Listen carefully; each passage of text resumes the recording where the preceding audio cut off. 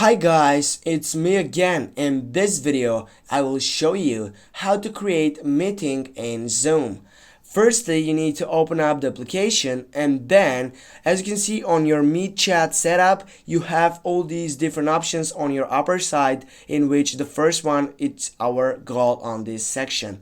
Firstly, you need to tap on new meeting as I said before, and then it will shows up these different setups. As you can see here, it is your personal meeting IP, in which you can simply go and change it if you want, but if you don't want, you can turn off this section. And now you can choose if you want to turn on your video or not. I will go with on, and I will start a meeting right now.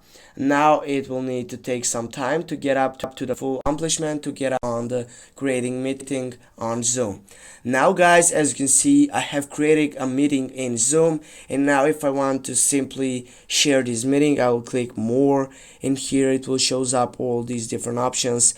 Also, I can go to chat it, I can go on meeting settings, and if I tap on share, here I can share this web URL, yeah, and now I can simply go share and then take it out on some other applications.